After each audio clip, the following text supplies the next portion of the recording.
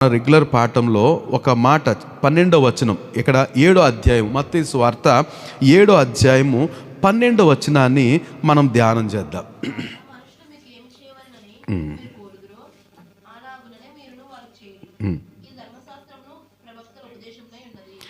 ఒక మాట ఉందంట, ధర్మశాస్త్రం బంగారు మాట అంటారు. ఏంటంట? బంగారు మాట. నేను దీనికి టైటిల్ ఏమి ఇవ్వాలనుకున్నానంటే బంగారు భవిష్యత్తుకు తాళపు చెవి అంటున్నాను. నేను బంగారు భవిష్యత్తుకు తాళపు చెవి అంటే మన భవిష్యత్ అంతా ఈ మాట మీద ఆధారపడి ఉంది అనడానికి మీరే ఆలోచించాలి ఈ విషయాల గురించి. ఈరోజు నేను ఎక్కువ వాక్యాలు ఏమి మీ దగ్గర రెఫరెన్స్ తీయించలేను, కానీ సామాన్యంగా మనం ఎదుర్కొంటున్న పరిస్థితుల్లో మన స్పందన లేకపోతే మనం ఎలా బిహేవ్ చేయాలనేది ఎలాగంటే మన భాషలో మనం ఈరోజు మాట్లాడుకోవడానికి అందుకే తక్కువ సమయం అంటున్నాను. నేను కొద్ది విషయాలు జ్ఞాపకం చేసుకోవాలని ఆశపడుతున్నా. ఏంటంటే మనుషులు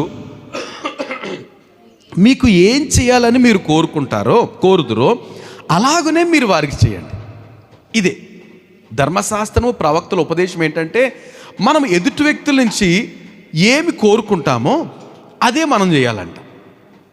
అంటే ఎదుటి వ్యక్తుల నుంచి ఏం కోరుతాం మనం, అలాగే మనం చేయాలట. అంటే ఏం చేస్తే వాళ్ళు మనకు సంతోషంగా ఉంటుందో అలా మనం చేయాలట. అందుకే బంగారు మాట అన్నారు. చాలాసార్లు మనం ఏం చేస్తామంటే కదండి, మనం ఎలాగైనా ఉండొచ్చు, ఎదుటోళ్ళు మాత్రం ఎలా ఉండాలి?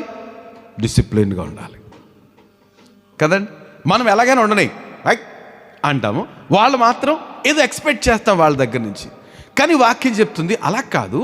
మనుషులు నీకేం చేయాలనుకుంటావో నీవు అలా చేయి, అదే ఉత్తమం, అదే తాళపు చెవి, సమస్త ఆశీర్వాదాలకు తాళపు చెవి. మనం ఇక్కడ నేను దీని గురించి పదే ఆలోచిస్తాను. ప్రభువా, ఏదో దాచుంచావు అందులో. నాకు కొన్ని మాటల దగ్గర తొందరగా వెళ్ళిపోలేను. యాక్చువల్గా ఈ భాగనమంతా లేపేద్దాం అనుకున్నాను, ఈరోజు వదిలేద్దాం, ఇక నెక్స్ట్ పార్ట్కి వెళ్ళిపోదాం. అంటే గత వారం నుంచి నాకు దీని మీద ఆశ ఉంది. ఏదో మాకు ఇవ్వదలిచారు, ఒక ఆశీర్వాదమే ఇవ్వదలిచారు కనుక కృప చూపించండి. ఎప్పటికీ అదే ప్రార్థన నాది. ప్రభు సహాయం చేసి ఒక మంచి నిశ్చయాన్ని, ఒక నిర్ణయాన్ని ప్రభు మనకి ఇవ్వాలని నేను కోరుతున్నా. కనుక మనుషులు మనకి ఏం చేయాలనుకుంటామో మనం అదే చేయాలని వాక్యం చెప్తుంది. నేను ఎందుకు ఇదే తాళపు చెవి అంటానంటే మనందరి జీవితాల్లో 10 విషయాలు 15 విషయాలు మన ఆశీర్వాదానికి అడ్డులు కాదు. ఏమండి, ఒక యవనస్తుడు వచ్చాడు. యవనస్తుడు, ధనవంతుడు, అధికారి కదండి. ఒకే వ్యక్తికి ఎన్ని క్వాలిటీస్ ఉన్నాయి. ఏంటంట? యంగ్ మ్యాన్, ఏమండి, ఇంకా ఆఫీసర్, ఇంకా వెల్దియస్ట్ పర్సన్, లేకపోతే ఐశ్వర్యవంతుడు. ఈ 3 క్వాలిటీస్ కలిగిన ఒక వ్యక్తి దేవుని దగ్గరికి వచ్చి, అంత మాత్రం కాదు, భక్తిపరుడు. ఎక్కడి నుంచి? బాల్యం నుంచి దేవుని వాక్యాన్ని, ధర్మశాస్త్రాన్ని అనుసరిస్తున్న వ్యక్తి. అతను వచ్చి అంటాడు, నేను నిత్య జీవానికి వారసుని అవడానికి ఏం చేయాలి అని అంటే, వెరీ గుడ్, నువ్వు ఫాలో, దేవుని మాటలన్నీ ఫాలో. నేను చిన్నప్పటి నుంచి ఫాలో అవుతున్నాను సార్ అంటే ప్రభు సంతోషించాడు. వెరీ గుడ్, అభినందించాడు. ప్రేమతో అంటాడు, వెరీ గుడ్ నాన్న, బాగా చేస్తున్నావు. ఇంకా ఏంటంట? ఒకటి కొదువుగా ఉంది. నేను అంటాను, అంత పర్ఫెక్ట్, శబాష్, చూడండి అయ్యా, ఉత్తముడైన కుర్రాడు. ఈయన యవనస్తుడు, అధికారి, ఐశ్వర్యవంతుడు, దీనికి భక్తిపరుడు, వాక్య ప్రకారం ప్రవర్తిస్తున్నాడు, చప్పలు కొట్టిన అందరూ అనొచ్చు, కొట్టకండి అనేయచ్చు. కానీ ప్రభు ఏమంటాడు? వెరీ గుడ్, బాగానే ఉంది, అయినా నీకు ఒకటి కొద్దుగా ఉంది. ఎక్కడ ఉంటుంది అది? మార్కు సువార్త 10:21లో అయినను నీకు ఒకటి కొదువుగా ఉంది. అంటే తన జీవితానికి మనకి ఇవన్నీ చదివితే, అమ్మో అతనిలా నేను లేనండి, ఇంకా చాలా విషయాలు నాకున్నాయి, కానీ అతనికి ఒకటే కొదువు ఉందంట. ఒక్కటే. ప్రభు అంటాడు, ఆ ఒక్కటి సరి చేసుకో, you will be all right. ఏంటంట? ఆ ఒక్కటి సరి చేసుకో, ధన్యుడు అయిపోతావు. కానీ చిత్రం ఏంటంటే ఆ యవనస్తుడు మిగుల ఆస్తిపరుడు. ఇంతగా కొదువ ఏమన్నాడు? ఆ కొదువు ఏమైనా కావచ్చు, తన విషయంలో మాత్రం ఒకటి కొదువు ఏంటంటే ఐశ్వర్యము. ప్రభు అంటాడు, ఆ ఒక్కటే ఉన్న కొదువుని అమ్మేసి పేదలకు ఇచ్చేసి నువ్వు నాతో వచ్చేసి పరలోక ముందు బోల్డ్ ధనం కలుగుతుంటే చా అన్నాడు. ఏమన్నాడు? చాలా వ్యసనపడుతూ, బాధపడుతూ, దుఃఖపడుతూ, చిన్నబుచ్చుకు, ఇవన్నీ మాటలు వివిధ చిన్నబుచ్చుకుని దుఃఖపడుతూ వెళ్ళిపోయాడు. నేను రాలేను, ఇలాగైతే ఇవన్నీ ఉండి కూడా నేను సేవిస్తున్నాను, నీ వాక్యాన్ని అనుసరిస్తున్నాను, అది తీసేయమంటావేటి? అది తీసేస్తే ఎలా కుదురుతుంది? సారీ, వెళ్ళిపోయాడు. కనుక ఈరోజు నేను అంటాను, ఈ ఒక్కటి దాని గురించి మనం అందరము సావధానంగా ఒక అరగంట సేపు ధ్యానించాలని కోరుతున్నాను. 1-2 ఎగ్జాంపుల్స్ మీకు ఇవ్వగలుగుతాను అంతే. ఏమంటే పరిశుద్ధ గ్రంథంలో నిర్గమకాండం 1వ అధ్యాయం మొదటి అధ్యాయంలో ఒక షిఫ్రా పూయ, వీళ్ళు ఎప్పుడైనా విన్నారా? మీరు ఆగండి, బైబిల్ కాలేజ్ స్టూడెంట్స్ ఆగి షిఫ్రా పూయ, అసలు ఈ పేర్లా లేకపోతే చెట్టు పేర్లా జంతువుల పేర్లా ఏమైనా ఐడియా ఉందండి మీకు? షిఫ్రా పూయ ఏమండి ఎప్పుడు వినలేదు? విన్నారమ్మా సుగుణామ్ గారు? షిఫ్రా పూయ ఎప్పుడు వినలేదు. వీళ్ళిద్దరు పేర్లు, వీళ్ళిద్దరు ఎవరంటే హెబ్రీ మంత్రసానులు. హెబ్రీ మంత్రసానులు కాదు, ఐగుప్తులో ఉన్న మంత్రసానులు. ఐగుప్తులో అదే డెలివరీ చేస్తారు కదండి మంత్రసానులు, వాళ్ళ పేర్లు. నేను ఎందుకు నిజంగా దేవుని స్తుతించాను. మంత్రసానుల పేర్లు కూడా రాయాలండి పరిశుద్ధ గ్రంథంలో. దేవుని మహిమ కలుగును గాక. మేము రాత్రి ఒక మాట ధ్యానం చేసాం, నీ ప్రయాస, ఇంకేంటి? నీ ప్రయాస, నీ పరిచర్య, నీ శ్రమ, నీ దారిద్రము, నీ క్రియలు, నీ సహనం, ఇవన్నీ నాకు తెలుసు అంటాడు ప్రభు. కనుక షిఫా పూయ వీళ్ళని ప్రభు పరిశుద్ధ గ్రంథంలో పేర్లు లిఖించాడు. దేవునికి మహిమ. కనుక మనం వీళ్ళ గురించి ఒక నిమిషం ఆలోచించాలి. వీళ్ళు ఐగుప్తీయులే, కానీ ఇశ్రాయేలీలు ఐగుప్తులో ఒక భాగంలో ఉంటారండి. ఎక్కడది? గోషేను ప్రాంతంలో ఉన్నారు ఇశ్రాయేలీలు. ఐగుప్తులో గోషేను ప్రాంతం ఇచ్చారు, అది కొంచెం దూరంగా ఉంటుంది. వీళ్ళ గొర్రెల కాపర్లు అంటే ఐగుప్తీయులకి నచ్చదు, చిన్న చూపు, కనుక ఆ పక్కన ఉండండి అనేసి వాళ్ళకి అప్పగించారు.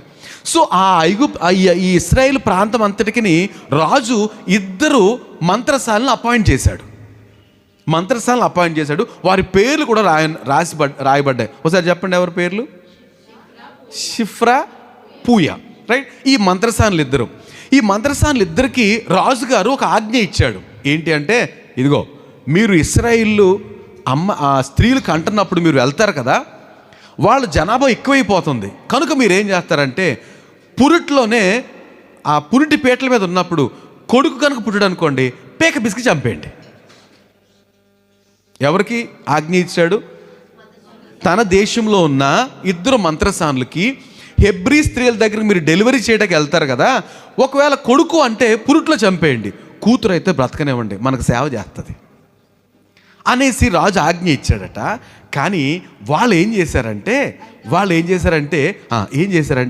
వాళ్ళు ఆ విధంగా చేయలేదు. ఆ విధంగా చేయలేకపోవడానికి ఒక కారణం చెప్తాను మీకు. వాళ్ళు ఈ స్త్రీలు ఇద్దరు, మళ్ళీ ఏం పేర్లు? షిఫ్రా పూయ. వీళ్ళిద్దరికీ వీళ్ళ సంతానం ఉంది, కానీ అందరూ ఆడబిడ్డలే. వీళ్ళకి పిల్లలు ఉన్నారు, కానీ ఎవరంట? అందరూ ఆడపిల్లలే. ఈ ఆడపిల్ల అన్నప్పుడు వీళ్ళకి ఆశ, ఎవరైనా కొడుకు పుట్టనుకో, అబ్బా ఆ తల్లి 3 కొడుకులే, ఎంత అదృష్టవంతురాలు. ఇలాగా ఎవరికైనా కొడుకు పుడితే సంబరపడిపోయేవారు వీళ్ళు, ఎంతో సంతోషం. వీళ్ళు అనుకునేవారు వాళ్ళ దేవతలను, మాకెప్పుడు ఇస్తావు కొడుకుని, ఇలాగ ఆశతో ఉండేవారు. ఇప్పుడు రాజుగారు పిలిచి ఏం చెప్తున్నాడు వీళ్ళకి? మీరు వెళ్తారు హెబ్రీ స్త్రీలకు, ఇశ్రాయేల్ స్త్రీల దగ్గరికి వెళ్తారు, వాళ్ళ కనుక పురిట్లో కొడుకు పుడితే పీక పిసికి చంపేయండి అంటే వీళ్ళు అనుకుంటారు, వీళ్ళ పిల్లలు దీవించబడాలి, వీళ్ళ కొడుకులు పుట్టాలి, వీళ్ళు దీవించబడాలి అని దేవుని మీద భయం చేత అలా చేసేవారు కాదంటే. ఎలా చేసేవారు? చంపేవారు, దేవునికి భయపడి. ఆ మాటలు మనం చూస్తే 17వ వచనంలో, అయితే ఆ మంత్రసానులు దేవునికి భయపడి ఐగుప్తు రాజు తమకు ఆజ్ఞాపించినట్లు చేయక మగ పిల్లలను బ్రతకనిచ్చారట. దేవునికి మహిమ కలుగును గాక. రైట్? నా మాట గమనించండి. వీళ్ళు ఏం కోరుకుంటున్నారు చెప్పండి? వీళ్ళు ఏం కోరుకుంటున్నారు? దేవుడు మాకు కొడుకుల్ని ఇవ్వాలని కోరుకుంటున్నారు. ఎవరికైనా కొడుకు పుడుతుంటే ఏం చేస్తున్నారు? బ్రతకనిస్తున్నారు, దీవిస్తున్నారు. నాకు ఎందుకో సంతోషం ఈ మాట గమనిస్తుంటే. అంటే వారి హృదయం నిండా ఏముంది? కొడుకు పుట్టాలనుంది. సహజంగా కొద్దిమంది ఎలా ఉంటారంటే, నాకు కొడుకులు లేరు, రాజాజ్ఞ ఏంటి? కొడుకు పుడితే పిసికేయండి. నువ్వు చెప్పడం ఏంటి రాజా, మేము రెడీగా ఉన్నాం ముందు. నాకు లేరు, వీళ్ళు ఎవరికి ఉండకూడదు. నాకు లేరు, మాకు లేరు, వీళ్ళు ఎవరికి ఉండకూడదు. అది కదా ఉండాల్సింది. కానీ ఈ స్త్రీలు ఈ మంత్రసానులు రాజాజ్ఞను ప్రక్కన పెట్టి ఏమండి ఆ స్త్రీలు హెబ్రీ స్త్రీలకు డెలివరీ అవుతున్న, అమ్మ కొడుకు పుట్టాడు తల్లి, జాగ్రత్తగా కాపుదలు కాసుకో, రాజుగారు ఈ బిడ్డల మీద కన్నేశాడు, జాగ్రత్త అమ్మ. రాజుగారు తెలిసిపోయింది ఈ విషయం, వీళ్ళ బ్రతకనిస్తున్నారని పిలిచాడు రాజు. మళ్ళీ ఏం చేస్తున్నారు మీరు? షిఫ్రా పూయ ఈ మాటలు గుర్తుంచుకోండి, మళ్ళీ ధ్యానం చేయలేము. వీళ్ళిద్దరిని పిలిచి అంటాడు, ఏం చేశారు మీరు? ఎందుకు మళ్ళీ కొడుకులు పుడుతున్నారు వాళ్ళకి? అయ్యా మీరు అన్నట్టు మేము అలర్ట్గానే ఉన్నాం, కానీ హెబ్రీ స్త్రీలు ఉన్నారు చూసారా, మన ఐగుప్తు స్త్రీలాగా సోమరులు కాదు, చాలా యాక్టివ్గా ఉంటారు సార్ వాళ్ళు మేము వెళ్ళకముందే కనేస్తున్నారండి. ఏంటంట వాళ్ళు మేము మంత్రసాన్ని వెళ్ళకముందే కనేసి చేత్తో పట్టుకుంటారు. ఇంకెక్కడ మేము వెళ్ళి అప్పుడు చంపి ఊరుకుంటారా? చెత్త కొట్టేస్తారు కదా. వాళ్ళు తెలియకుండా పేక బిసికేద్దాం అనుకుంటున్నాం మేము, కానీ వాళ్ళు మేము వెళ్ళే లోపలే, అమ్మ మంచి తల్లి మీరు వచ్చేటప్పటికి కానుపు అయిపోయింది, వెళ్ళరండి అమ్మ అనేసి అంటున్నారు. మేము అసలు కొడుకుని చూడలేకపోతున్నామండి, వెళ్ళకముందే కనేస్తున్నారు.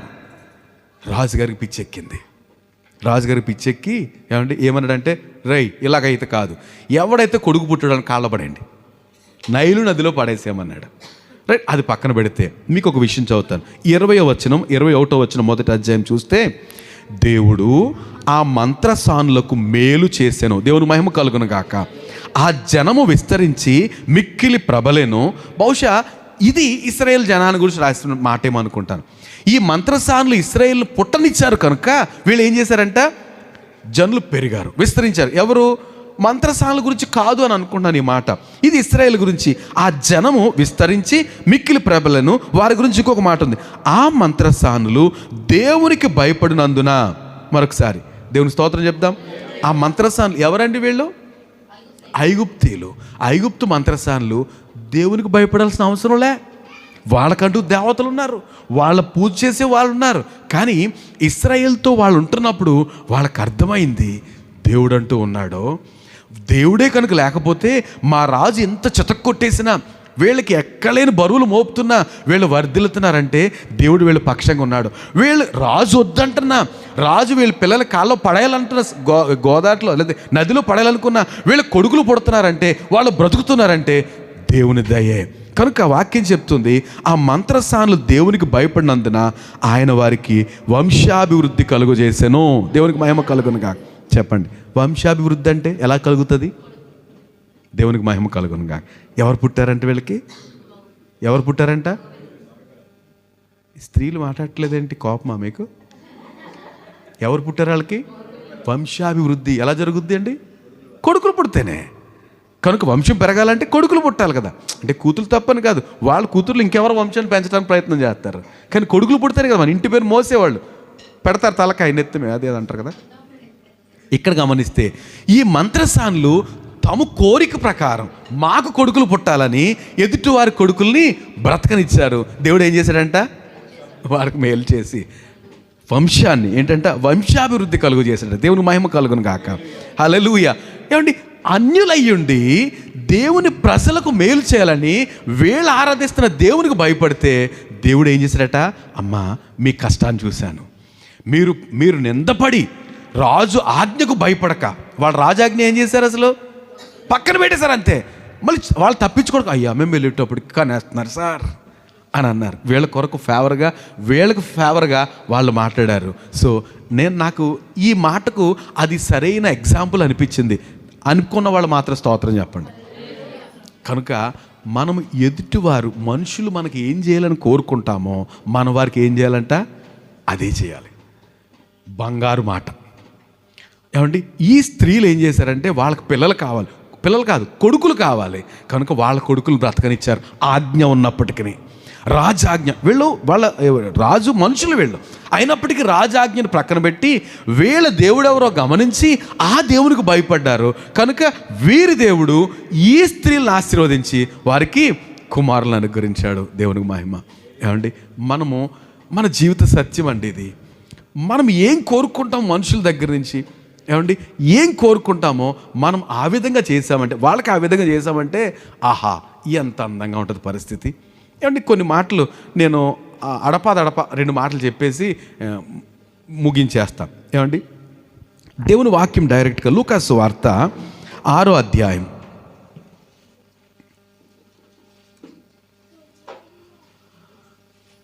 6వ అధ్యాయము 37, 38 నేను చదువుతాను. మీరు 36, 37, 38 రైట్. తీర్పు తీర్చకుడి, అప్పుడు మిమ్మల్ని గూర్చి తీర్పు తీర్చబడదు. ఈ మాట గమనించండి. ఏంటంట, మనం ఏం సహజంగా మనందరి కోరిక ఏంటంటే మనల్ని ఎవరు జడ్జ్ చేయకూడదు. యు ఆర్ డూయింగ్ రాంగ్, నువ్వు తప్పు చేస్తున్నావు అంటే ఎంతమంది స్వీకరించే తత్వం ఉందండి? నేను అంటాను, అప్పుడు మాట ఎలాగున్నా ఈ 2025లో ఎవ్వరికీ లేదు.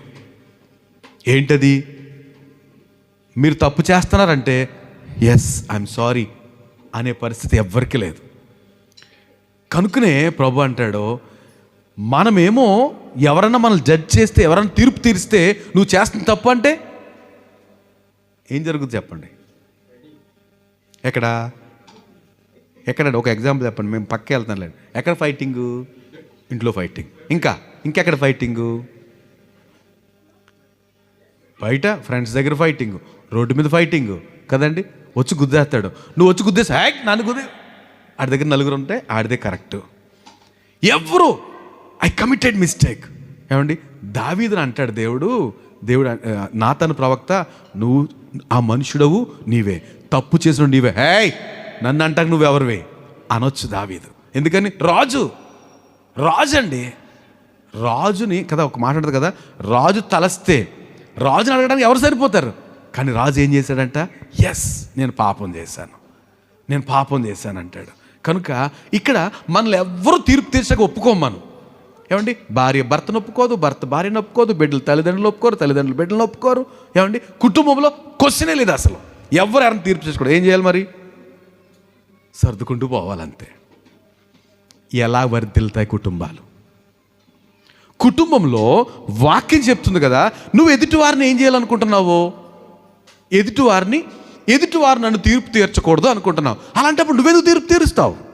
వాక్యం చెప్తుంది, నీవు తీర్పులోకి రాకున్నట్లు ఎదుటివారిని తీర్పు తీర్చొద్దు. ఏమండి, కానీ మనం దేనికి ఉత్సాహపడతామో? నువ్వు నన్ను తీర్పు తీర్చుకో, నేను తీర్పు తీరుస్తాను. ప్రభు అంటాడు, కుదరదు. ఇది మనుషులు మీకు ఏం చేయాలని కోరతారో మీరు అలా చేయండి అంటే, ఏం చేయకూడదు అనుకుంటారో మనం కూడా వాళ్ళకి అలా చేయకూడదు, అంతే కాదా? బంగారు మాట.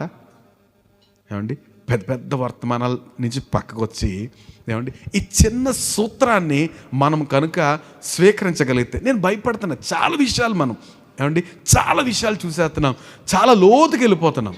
కానీ అవుట్కమ్, దాని ప్రతిఫలం ఎంత ఉంది అని మనం ఆలోచన చేస్తే అది మీకు తెలియాలి, నాకు తెలియాలి, వింటున్న మీకు, బోధిస్తున్న నాకు, నా మట్టుకుని అలవరించుకుంటే ఏమో అంత సంతృప్తిగా ఉండట్లే. కారణం ఏంటంటే మనమందరము నాలెడ్జ్ తెచ్చుకుంటున్నాం అంతే, కానీ అప్లై చేయట్లేదు, దాన్ని అనుసరించలేకపోతున్నాం. ఏం ప్రయోజనం అండి? పరిశుద్ధ గ్రంథము నాలెడ్జ్ పెంచడానికా? ఏమంటే నాలెడ్జ్ పెంచడానికి బోల్డ్ మంది వక్తలు ఉన్నారండి, అద్భుతంగా మాట్లాడతారు. వాళ్ళ దగ్గర కూర్చుని ఆహా అంటే సరిపోతుంది. కానీ వాక్యం అది కాదు కదా. వినిన దాని ప్రకారము ప్రవర్తించువారయ్యండ, లేకపోతే మనం ఏం చేసినట్టంట, మనల్ని మనము మోసపుచ్చుకున్న వారం అవుతాం. కనుక వాక్యం చెప్తుంది, ఏమండి, ఎదుటోళ్ళు మనల్ని ఎవ్వరూ అడగకూడదు, విమర్శించకూడదు, తీర్పు తీర్చకూడదంటే మనం ఏం చేయాలి? మానేయాలంట. మీరు ఒక్క నిమిషము అదే కళ్ళు మూసుకుని తెరిచో ఒకసారి ఊహించుకుంటే, నేను ఇక్కడి నుంచి ఎదుటోళ్ళు తీర్పు తీర్చడం అంటే జడ్జు బ్లాక్ అది ఇది ఆర్డర్ అవన్నీ కాదు. ఆయన తీర్పు తీర్చవచ్చు, ఆయనకి రైట్ ఇచ్చాడు ప్రభు. కానీ మనమేం చేస్తున్నాం? ఎన్నిసార్లు సుప్రీంకోర్టు చీఫ్ జస్టిస్లా అయిపోతున్నాం మనం. ఒక్కసారి శాసనం ఇంకెవడ మార్చడానికి లేదు అన్నంత స్టేబుల్డ్గా, అన్నంత స్థిరంగా ఉంటున్నాం. వాక్యం చెప్తుంది, నువ్వు అలా కోరుకుంటావా? నిన్ను ఎవరైనా క్వశ్చన్ చేస్తే, నిన్ను ఎవరైనా తీర్పు తీరిస్తే ఒప్పుకుంటావా? ఒప్పుకోవే. అలాంటప్పుడు ఎలా తీర్పు తీరుస్తావు? మీరు ఆలోచించాలని కోరుతున్నాను. నేను అంతకుమించి వివరణలోనికి వెళ్ళక్కర్లేదు కూడా. ఏమండి, ఇది సమంజసం అన్నవారు మరొకసారి స్తోత్రం చెప్పండి. ప్రయత్నం చేద్దామండి. ఈరోజు వాక్యం ప్రాక్టికల్గా ఈ వారం అంతా పనిచేయాలనే కోరుతున్నాను నేను. వాక్యం ఏంటంటే బంగారు మాట, బంగారు భవిష్యత్తుకు ఒక తాళపు చెవి. ఆ తాళపు చెవి మనం పడేసుకున్నాము, ఓపెన్ చేద్దాం. ఏంటి అంటే ఏమీ లేదు, ఓ పెద్ద బోధలొద్దు, ఏమి వద్దు, నీకు ఏది నచ్చదో అది చెయ్యొద్దు ఎదుటి వాళ్ళ పట్ల. రెండో మాట ఇంకేంటంటే తీర్పు తీర్చకుడి, అప్పుడు మీ గురించి తీర్పు తీర్చబడదు. ఇంకో మాట నేరం మోపకుడి, అప్పుడు మీ మీద నేరం మోపబడదు. యేసుప్రభు చెప్తున్న మాటలు నేను ధ్యానం చేస్తాను. ఏమంటున్నాడు? ఎవరి మీద ఏం మోపొద్దు, అప్పుడు మీ మీద నేరం మోపడు. ఎంత బాగుందండి మాట. మనం ఏం చేస్తాం? తప్పులున్నవారు తండోపతండంబు ఉర్విజనులకెల్లా ఉండు తప్పు, తప్పులున్నవారు తమ తప్పులు ఎరుగరు విశ్వదాభిరామ. ఎవరిని అడిగారంట చిన్న 10th క్లాస్ పద్యం కూడా చెప్పమని. నేను కరెక్ట్గా చెప్పాను కదండి, కరెక్ట్గా చెప్పాను. ఏమండి, తండోపతండాలు ఉన్నారు. ఈ తండోపతండాలు ఏం చేస్తున్నారు? తమ తప్పులు ఎరక్కుండగా ఏం చేస్తున్నారంట? చక్కగా ఎంత సావధానం కూర్చుని మాట్లాడతారు. వాళ్ళు అలాగా వీళ్ళు ఇలాగా ఊరికి చెప్తారు. నేరము మోపకుడి, అప్పుడు మీ గురించి, అంతేనండి, నేరం మోపకుడి, అప్పుడు మీ మీద నేరము మోపబడదు. ప్రభు మాట ఇది, బంగారు మాట. కనుక ప్రయత్నం చేద్దాం, ఎవరి మీద నేరం మోపొద్దు. వాళ్ళ పరిస్థితులు ఏంటో మనకు తెలియదు కదా. మనం బయట నుంచి ఒక కోణం చూసేసి ఇది రాంగ్, నేరం మోపేస్తాం. కానీ అందుకే నేను ఒకసారి పౌలు మాట మనం చూస్తాం. ఏమండి, ఆయన మంచి చెడులు అన్నిటినీ వెలుగులో తీసుకొస్తాడట. అలా తీసుకొచ్చినప్పుడు ప్రతి వానికి తమ తమ పనులు బట్టి జీతం ఇస్తాడట. మీరు తొందరపడి తీర్పు తీర్చేద్దు అంటాడు పౌలు. మనం ఏం చేస్తామంటే అవన్నీ అనవసరం, మన కళ్ళ ముందు కనబడింది అంతే. అది కాదట. నేరం మోపొద్దు, అప్పుడు మీ గురించి నేరం మోపబడదు. ప్రయత్నం చేద్దాం, త్వరపడి మాట్లాడద్దు. కొంతమంది నాకు మంచి లక్షణాలు, ఏమో నాకు ఒక సహోదరు తెలుసు, ఇలాగంటే ఒకవేళ దేవుని దృష్టికి ఏమైపోతానో, ఎందుకులండి నాకెందుకు అని మౌనంగా ఉన్న వ్యక్తులు నాకు తెలుసు. ఆహా, నిజంగా వాళ్ళని అభినందించాలనిపిస్తుంది. అంటే ఎదుటివారు తప్పు చేస్తారో తెలిసిన, ఏమో ఈయన ఏ కండిషన్లో వాళ్ళు అలా చేశారో కనుక నేను ఎందుకు మాట్లాడటం అంటే దాన్ని సమ్మతించడం అని కాదు, నేరం మోపే విషయంలో ఆలోచించే గొప్ప లక్షణాలు.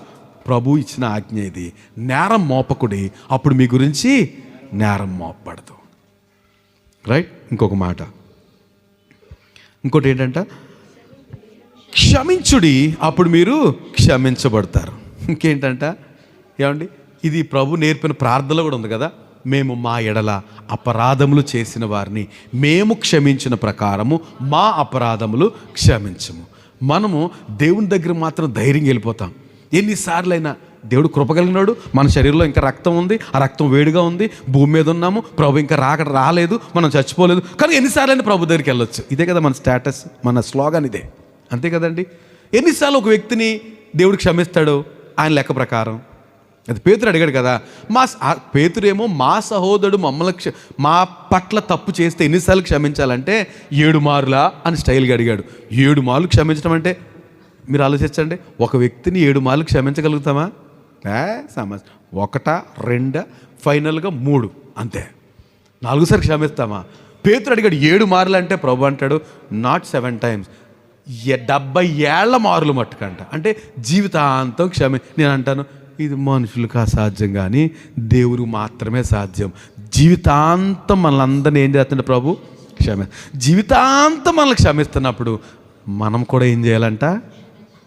ఎక్కడవుతుందండి అది? ఇక్కడ మనం ఏమైపోతున్నాం?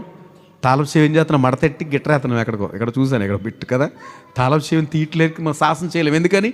ఏం చేసి క్షమించలేకపోతున్నాం మన మనుషుల్ని. కానీ మనం మాత్రం ప్రతిసారి వెళ్తాం, బాబు నన్ను క్షమించయ్యా, సమయోచితమైన సహాయం కొరకు కృప పొందినట్లు ధైర్యముగానే కృపాసన వెళ్దాం. ఎందుకని? క్షమించమని అడగడానికి. మరి వాళ్ళు కూడా సమయోచితమైన సహాయం కొరకు మన దగ్గరికి వస్తుంటే మనం ఏం చేస్తున్నాం? ఒకసారి చెప్పాను, ఇక మాట్లాడకు. అది మన పరిస్థితి. ఏమండి, ఎక్కడ దీవించబడతాం?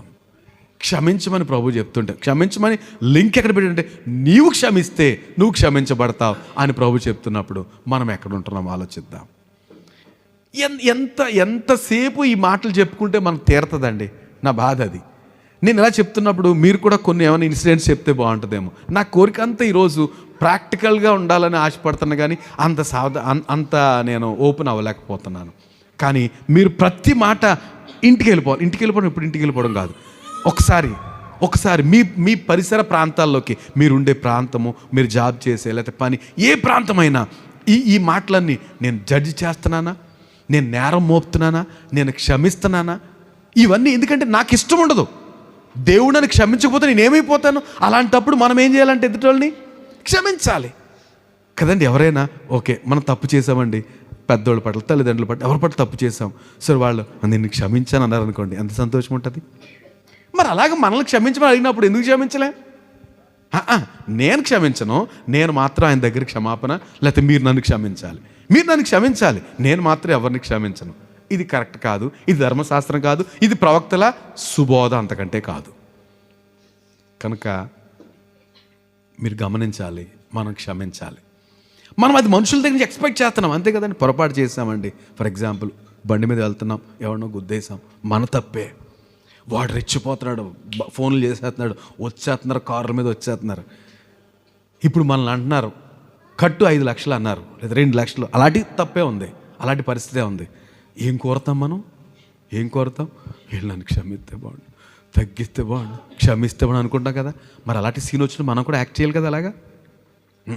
అలాంటి సీన్ వస్తే మనం విశ్వరూపం చూపించేస్తాం, కానీ మనకు సీన్ వస్తే మాత్రం దేవా సహాయం చేయండి తండ్రి కదండి, సహాయం చేయండి. ఈ సమయంలో వాళ్ళతో మాట్లాడు ప్రభా. వాళ్ళు 2 లక్షలు అంత అన్నవాళ్ళు, సరే పాస్టర్ గారు క్షమించాను పొండి, ఇంకెప్పుడు ఇలా యాక్సిడెంట్ చేయండి కండి అంటే ఏం చేస్తాను? లోపలికి వెళ్ళి ఇంత ఏదో పాటలు ఉంటాయి కదా, కృతజ్ఞత పాటలు ఏమండి. మరి ఎదుటోళ్ళు కూడా మన గురించి పాడాలి కదా, అలాగా చేసిన మేలు కొరకే. ఆలోచించేద్దాం ఏమండి. ఒక ఇన్సిడెంట్లో ఎదుటోళ్ళు ఎలా బిహేవ్ చేయాలని కోరుకుంటున్నామో అలా మనం ప్రవర్తించాలంట. అదే ఈరోజు బోధ. మీరందరూ దాని విషయంలో మృదువుగా ఆ మాటను స్వీకరించాలన్న ప్రార్థన. ఒకసారి ఊహించండి, అలా చేస్తే ఎలా ఉంటుందండి? మీరు మాట్లాడండి. ఇప్పుడు మనం ఇలాగా ఎదుటి మనుషులు మనకి ఏం చేయాలని కోరుకుంటామో వాళ్ళే మనకు చేస్తే, మనం వాళ్ళకి చేస్తే ఎలా ఉంటుంది చెప్పండి? ఎంత అందంగా ఉంటుంది ఏమంటే. నాకు గొడవలు అంటే ఇష్టం ఉంటుందండి, నేను ఎవరితో గొడవ పడను. అంటే నా మీదకి ఎవరైనా గొడవకు వస్తే ఊరుకోను, ఇష్టం ఉండదు నాకు. కనుక నేనేం చేయాలి? నేను ఎవరితో గొడవ పడకూడదు, అంతే. ఆయనతో ఏం గొడవ పడతావురా? ఏ గొడవ పడితే తగ్గ వ్యక్తితోటి, యారా అంటే యారా అన్నవాడితో అయితే బాగుంటుంది. ఏం పర్లేదులేండి క్షమించండి అనేవాడితో ఏం గొడవ పడతాము కదండి. మనుషులు మనకి ఏం చేయాలని కోరుకుంటామో మనం ఆ విధంగా చేయాలనేది పరిశుద్ధ గ్రంథం తూకీగా, లేకపోతే ఒక ఉన్నతమైన మాటగా, ప్రభు బంగారు మాటగా చెప్తున్న మాట ఈరోజు. రైట్, క్షమించండి అప్పుడు మీరు క్షమించబడతారు. కనుక ఇక్కడ చాలాసార్లు మనం మిస్ అయిపోతున్నామేమో. క్షమించడానికి ఎలా ఉండాలంట? దేవునికి ఉన్న లక్షణం ఏంటి? క్షమాపణ విషయంలో క్షమించడానికి సిద్ధమైన మనసు కలిగినట. అబ్బా, ఆ మాట ఏంటంట? Is ready to forgive. అంటే ఎవరైనా అడిగారా హృదయపూర్వకంగా? అంతే. నేను మరలా ఒకసారి చదివాను, ఆ 2 దొంగలు డిస్కషన్ ఏంటంటే, ఒకడు రెచ్చిపోయాడు, నువ్వు పెద్ద రక్షకుడు అన్నావు, ఇప్పుడు మాతో పాటు సమానం, మేము బందిపోట్లమే, మాతో పాటు సమానంగా ఉన్నావు, నేను రక్షించుకుని నన్ను కూడా రక్షించవచ్చు కదా, మమ్మల్ని కూడా రక్షించు కదా అని తిడతంటే, ఆ పక్కన ఉన్న దొంగను రే బుద్ధి లేనోడా, మనం దీనికి తగినవారు, మనం దీనికి తగినవారు, ఆయనలో ఏ పాపము లేదురా అని చక్కగా అక్కడ చెప్తున్నాడు. మనం దీనికి తగిన వారము, ఆయనలో ఏ పాపం లేదురా అని ఆయన వైపు తిరిగి అంటాడు. యేసు అంటే ఎవరు? ఈ బందిపోడు దొంగ. ఇద్దరు సమానమైన దొంగలే, ఖతర్నాకులు. సిలువ మరణానికి కరెక్ట్గా యోగ్యులు ఎవరంటే వీళ్ళిద్దరు. కానీ అందులో ఒకడు అంటాడు, యేసు నీ రాజ్యంతో వచ్చినప్పుడు నన్ను జ్ఞాపకం చేసుకో. క్షమాపణ అన్నాడండి ఎక్కడన్నా? క్షమించమని అన్నాడా? ఏమన్నాడు? అంతకుముందు ఏమన్నాడు? మనకైతే ఇది న్యాయమే పొందుచున్నాము. ఏంటంట నన్ను క్షమించమని అంటలేదు, నీలో ఏ దోషం లేదయ్యా, దేవునికి మహిమ కలుగును గాక. ఏమంటున్నాడు? మీలో ఏ పాపం లేదయ్యా. అంటే ఏం ఒప్పుకుంటున్నాడు? నువ్వు పరిశుద్ధుడివి. ఆటోమేటిక్గా తన ఇంటెన్షన్ ప్రభుకి అర్థమైంది. నన్ను క్షమించు తండ్రి అన్నట్టు ఎక్కడ 4 సోతలు ఎక్కడ కనబడదు. ఆయన గురించి చెప్తున్నాడు, రే మనము తగిన వారం అంటే మేము పాపులము, అక్కడ మాకు న్యాయమేది, ఈ మరణశిక్ష ఈ ఏంటది సిలువ మరణం తగును, కానీ ఆయనలో ఏ పాపం లేదు. యేసు నువ్వు రాజ్యంతో వచ్చినప్పుడు నన్ను జ్ఞాపకం చేసుకుంటే ఎంత టైం తీసుకున్నాడండి? చూద్దాంలే. చూద్దాంలే అనలేదు. వెంటనే అంటాడు, నేడే నీవు నాతో కూడా. అదండి క్షమాపణ అంటే. యేసు ప్రభువుని గురించి మనం రక్షకుడు, స్నేహితుడు, అది ఇది అంటున్నాం కదా. కనుక రోజు రోజుకి ఆ క్షమాపణ గుణం మనలో ఏమవ్వాలి? పెరగాలండి. టైం తీసుకోకూడదు. ఎందుకని? He's ready to forgive. ఆయన సిద్ధంగా ఉన్నాడు క్షమించడానికి. అలాంటప్పుడు మనం ఎంత టైం తీసుకుంటాం క్షమించడానికి? ఆలోచిస్తాం. క్షమించటానికి అర్హుడా కాదా, అర్హురాలా కాదా, తర్జన భర్జన. ప్రభు కూడా సరే చూద్దామని టిక్ మార్క్ పెడితే ఏమవుతుంది? ఏమంటే తట్టుకోలేం మనం. ఎప్పుడు నెమ్మదిగా ఉండగలుగుతామండి? ప్రభు మనల్ని క్షమించడం తన పరిశుద్ధాత్మ ద్వారా మనకు కన్ఫర్మ్ చేసినప్పుడు, అమ్మయ్య తండ్రి నీకు వందనాలు అని మన ప్రార్థన అంగలార్పు ఏమవుతుంది? స్తుతిగా మారుతుంది. అదే కానీ కన్ఫర్మ్ చేయలేదు అనుకోండి, పరిశుద్ధాత్మ సారీ సార్, ప్రభుతో అనొచ్చు, నేను ఇతను క్షమించలేను, చూద్దాం, ఇంకో 4 రోజులు చూద్దాం. ఇలాగే బోల్డ్ సార్లు అడిగాడు, ఇతను క్షమించకూడదు, ఇంకోసారి చూద్దాం అన్నాడు అనుకోండి, ఈ లోపు చచ్చిపోతాం మనం. ఏమండి? కానీ ప్రభు అలా చేయడు. ఎవరైనా హృదయపూర్వకంగా అయ్యా నన్ను క్షమించు అంటే క్షమించడానికి సిద్ధమైన మనసు కలిగిన ప్రభు వెంటనే ఏం చేస్తాడట? క్షమిస్తాడు. మనం ఎంత టైం తీసుకుంటున్నాం క్షమించడానికి? ఏమండి? మాటలు గమనిద్దామండి. అంటే క్షమించడానికంటే ఇక ప్రభువే, నేను అదే వేడుకున్నాను ఏంటంటే, ఈ మాటలు ఏమైనా కానీ మనందరి హృదయాల్లో గొప్ప కార్యం జరగాలి. కుటుంబాలు, మనం పనిచేసే ప్రాంతాలు, ఇవన్నీ కూడా ఈ బంగారపు మాటతోటి మనం లోకానికి కనుపరచాలి. లోకం మనల్ని చూడాలి. ఏంటి ఈ సుగుణం, ఏంటి ఈ లక్షణాలు, ఎక్కడి నుంచి వచ్చినాయి? ప్రభు బోధ. ఇది ప్రభు బోధ. ఆయన మన గురించి తాపత్రయపడుతున్నాడు. ఏంటంటే ఎలాగుండాలని కోరుకుంటావు ఎదుటోళ్ళు నీ పట్ల, నువ్వు అలాగుండు బ్రదర్, అంతే. ఇంకేం పెద్ద కష్టపడిపోక్కర్లేదు. వాళ్ళకి పెద్ద పెద్ద బోధలేం చేయొద్దు. ఎదుటివారు నీ పట్ల ఏం చేయాలనుకుంటావో అలాగా నువ్వు చేసే.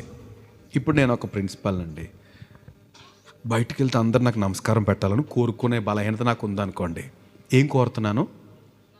నమస్కారం పెట్టాలి, నన్ను అందరూ విష్ చేయాలి, సార్ అన్నారు. ఇప్పుడు నేను ఏం చేయాలి? నేనే చేయాలి. వాళ్ళు వచ్చారు, నమస్తే అండి, వాళ్ళు చెయ్యి ఎత్తకపోయినా, ఎందుకంటే నేను కోరుతున్నాను ఎదుటి వ్యక్తి నన్ను విష్ చేయాలని. కనుక నేను ఏం చేయాలి? గుడ్ మార్నింగ్, నమస్తే, లేకపోతే ప్రైస్ లార్డ్, ఏదో విధంగా ఎదుటి వ్యక్తిని నేనే ముందు గౌరవించాలి. ఆటోమేటిక్గా చాలామంది నేను అలాగే చేస్తాను. వాళ్ళు నాకు అభిమానం ఉందనుకోండి, వాళ్ళు మొదటిసారి విష్ చేస్తారు, ఆ తర్వాత మర్చిపోతారు. నేను గుడిచిపెట్టను, అమ్మో వీళ్ళకి నా మీద గౌరవం ఉంది కనుక నేను అస్తమానం అస్తమానం అంటే అలా కాదండి, మాకేదో ఒక చిన్న ఇన్సిడెంట్ అందుకని చెప్తున్నా. అలా కాదు అంటే ఖచ్చితంగా నేను విష్ చేయడు పెద్దవాళ్ళని గౌరవించడానికి, పేరెంట్స్ని గౌరవించడానికి. ఎందుకంటే నేను అలాంటి పిచ్చోడు కాబట్టి చెప్తున్నాను. నేను ఎదుటి వ్యక్తి నుంచి గౌరవం కోరుతున్నప్పుడు నేనేం చేయాలంటే ఎదుటి వ్యక్తిని గౌరవించాలి. నేను ఎదుటి వ్యక్తిని గౌరవించట్లేదు అనుకోండి, సో ఎదుటి వ్యక్తి ఆటోమేటిక్గా నన్ను గౌరవించకపోవచ్చు. నేను ఎక్స్పెక్ట్ చేయకూడదు. ఇక నేనే గౌరవించట్లేదు, ఎదుటిని ఎలా ఎక్స్పెక్ట్ చేస్తాను? ఏమండి? కనుక ఇంకొక మాట అందులోనే ఉంది, ఏంటంట? క్షమించుడి అప్పుడు మీరు క్షమించబడుదురు. ఇంకోటి ఏంటి? ఇయ్యుడి అప్పుడు మీకు ఇయ్యబడును. ఏమండి? ఇదొక మాట. ఇందులో కూడా ఏంటంట? ఇవ్వాలట. మనం సహజంగా గెట్ ఎవరి పిల్లలు? జలగ పిల్లలకి 3 పేర్లు ఉన్నాయంట. ఇమ్ము, సక్ అని ఉంటుంది ఇంగ్లీష్లో. ఏంటంట? జలగ పిల్లలు ఎలా ఉంటాయి? రండి, రక్తం అంటే. ఇలాగే మనం కూడా దేవుని దగ్గర కావాలి ప్రభు. ప్రభు అంటాడు ఇవ్వు అంటున్నావు కదా, నువ్వు ఇవ్వు, అప్పుడు నీకు ఇవ్వబడుతుంది. ఇవ్వు అనగానే దేవునికి ఇవ్వాలని కాదు, దేవునికి ఇవ్వాలి అంత మాత్రం కాదు. మన అవసరతలు ఉన్న వారి గురించి మనం ఖచ్చితంగా ఆలోచించాలి. ఇవ్వడానికి మన చేతనైంది దేవునికేంటి, మనుషులకేంటి, ఖచ్చితంగా ఇవ్వడానికి ప్రయత్నం చేయాలి. అప్పుడు ఏం చేస్తారంట? ఇవ్వుడి అప్పుడు మీకు ఇవ్వబడు. మనం సహజంగా ఏం చేస్తాం? ప్రభు నాకు అది కావాలి, నాకు ఇవ్వాలి ప్రభు అంటే మనం ఏం చేయాలంటే ఇవ్వాలి. నాకు ఈ అవసరం ఉంది కదా ప్రభు అంటే, అలాంటి అవసరతలు ఉన్నవాళ్ళు ఏమండి, ఇప్పుడు నాకు ఏసీ అవసరం అండి అనుకుందాం, ఏసీ అవసరం, దాని ఖరీదు 40,000. పాపం ఫ్యాన్ లేని వాళ్ళు ఉన్నారు, దాని ఖరీదు 2,000. ఇప్పుడు నేను ఏం చేయాలి?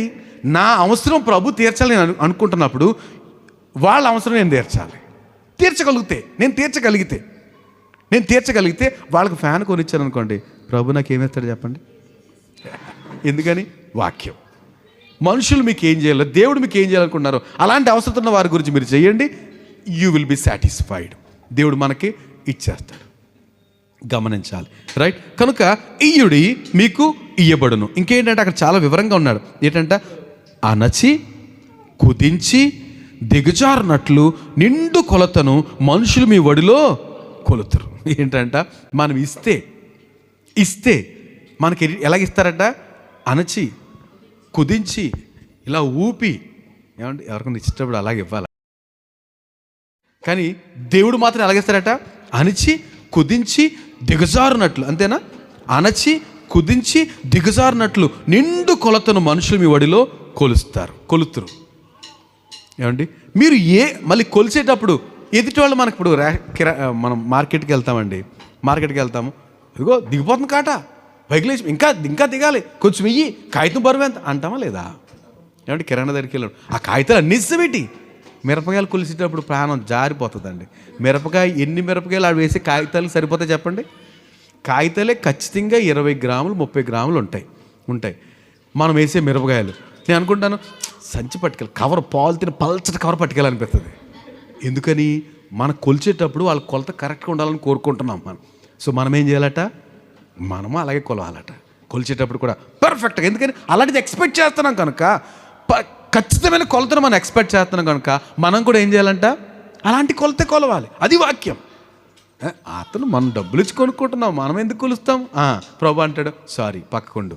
అక్కడ ఆశీర్వాదం ఏంటి? టిక్కు, క్వశ్చన్ మార్క్. రైట్. కనుక వాక్యం చెప్తున్నట్టుగా మనము ఏ కొలతతో కొలుస్తామో అదే కొలతతో మరలా మీకు కొలవబడు. అసలు ఇది గొప్ప వాగ్దానం కదండి. ప్రభు అంటాడు నువ్వు ఎలా కొలుస్తావో అలాగే నీకు కొలుస్తారయ్యా.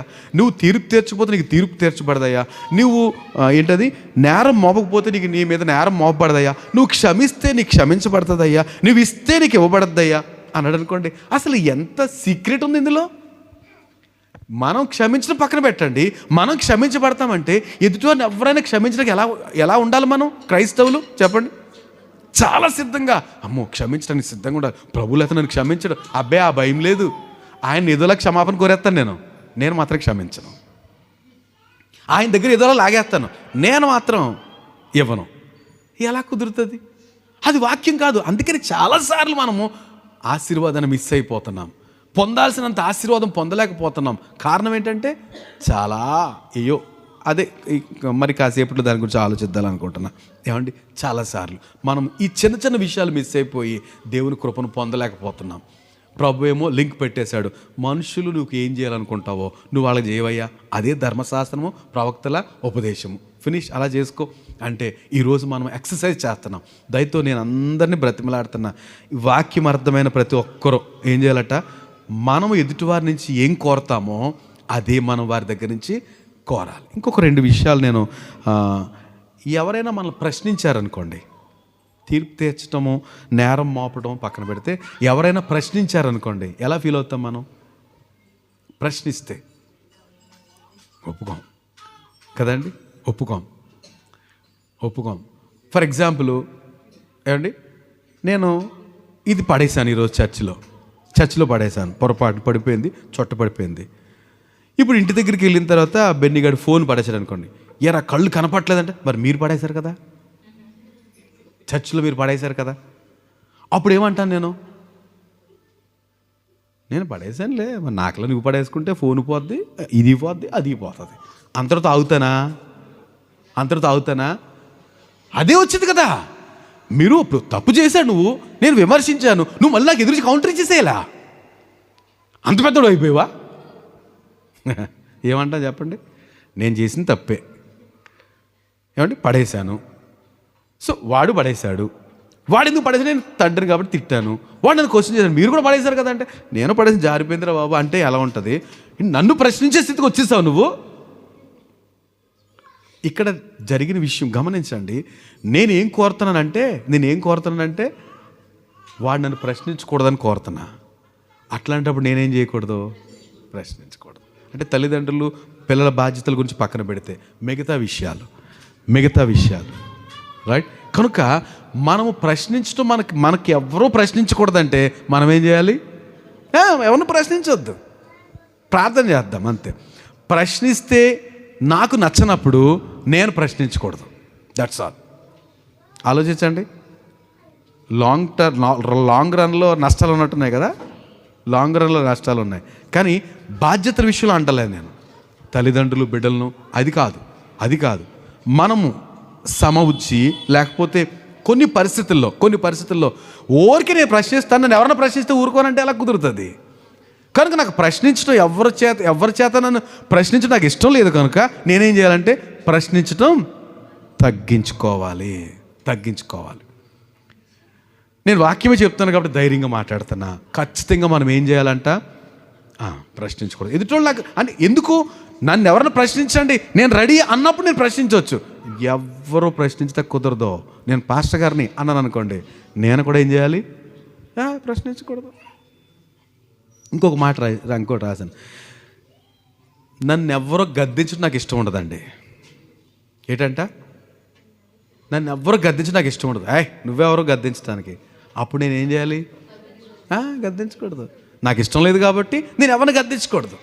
నేను గద్దించలేనండి, అది నాకు ఇష్టం లేదు కాబట్టి నేను ఎవరిని గద్దించలేను. చెప్తాను సావధానంగా. ఏం చేయాలి? నాకు ఎవరైనా గద్దించారనుకో, నేను కోపం వచ్చేది, చీమల జర్లు పాకినట్టు ఉంటాయి అన్నాం అనుకోండి, అప్పుడు నేనేం చేయాలి?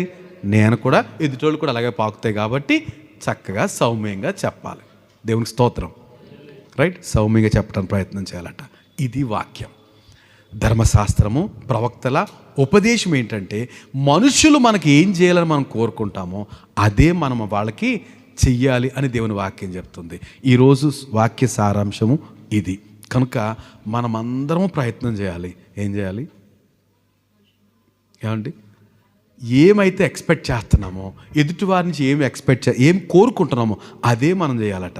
ఇక కొన్ని విషయాలు మేము ఎగ్జాంపుల్స్ చెప్తే నేను ముగించేస్తాను. వాక్యం అయిపోయింది, నేను చెప్పాల్సిన సరుకు అయిపోయింది. ప్రాక్టికల్గా ఏమైనా ఉందా? ప్రాక్టికల్గా చెప్పండి మీరేనా, మీ అనుభవాల్లో నుంచి కొన్ని ఇంకా నేను కొన్ని రాసుకున్నాను ఇక్కడ, అయిపోయినాయి. మనం ఏం చేయాలి? ఏమండి? ఇక బాధ్యతలు, తల్లిదండ్రులు ఎలా ఉండాలి, బిడ్డలు, భార్యాభర్తలు కదండి, ఏమండి, అత్త కోడల్లో, లేకపోతే ఇంట్లో రిలేషన్స్, పొరుగు వారి పట్ల ఎలా ఉండాలి. పొరుగు వాళ్ళు మనల్ని తిట్టక ఇష్టం ఉండదు అనుకోండి, వాళ్ళు మనల్ని తిడితే ఇష్టం ఉండదు, మనం కూడా మానేయాలంతే. ఏమండి? ఎవరైనా మనల్ని పొగట్టం ఇష్టం అనుకోండి, ఎవరైనా మీరు చాలా స్మార్ట్గా ఉన్నారు, అది ఉన్నారు, ఇది ఉన్నారు అన్నారు అనుకోండి, మనం ఏం చేయాలి? నాకు చిన్న బలహీనత, నేను ఏది ఎక్స్పెక్ట్ చేయను ఎవరి గురించి.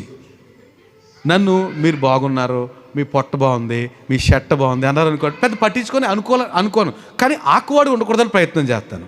కనుక నాకున్న బలహీనత ఏంటంటే, నేను ఎవరిని విష్ చేయాలి అంటే, నేను ఎవరిని సూపర్ డ్రెస్ పొగడలేను. మా పిల్లలకు తెలుసు, నా ఇంటోళ్ళకి తెలుసు, నా దగ్గర ఉన్న పిల్లలకు కూడా తెలుసు. వాళ్ళు చెప్పాలి ఏదైనా. మా పిల్లలు కొత్తసారి చూడలేదు అని మా ఆవిడంటే, కొత్తసారి వెరీ గుడ్ అంటాను. ఎన్నిసార్లు బాధపడిపోయింది, కొత్తసారి కట్టుకున్నా. ఎందుకని? I'm week in that.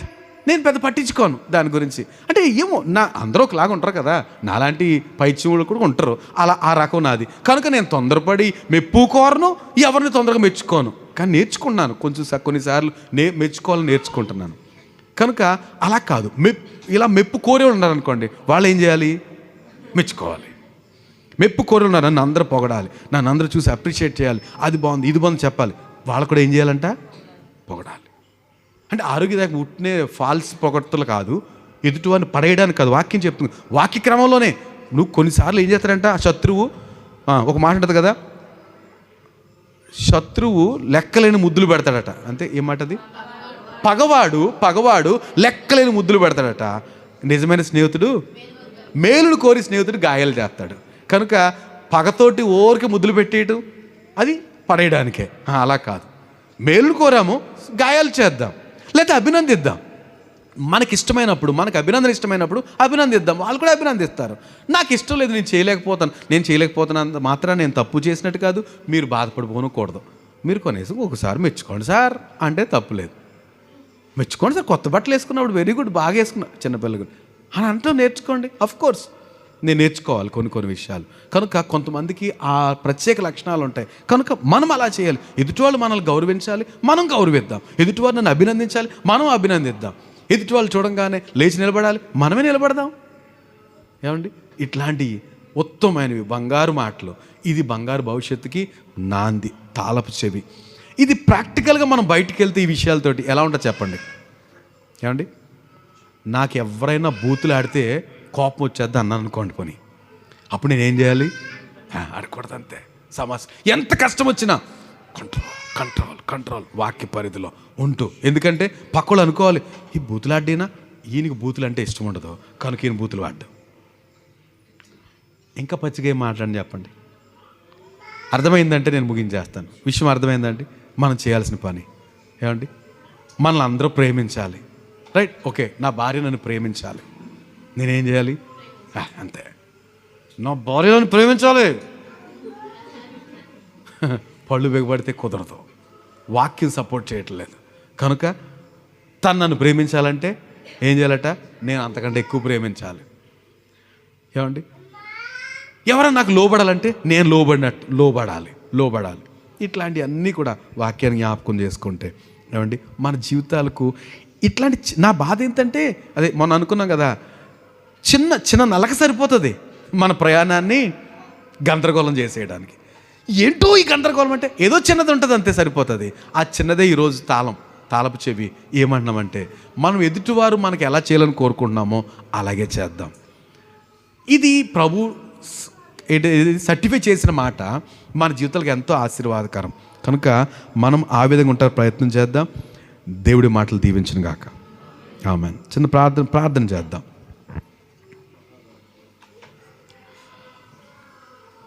Thank you.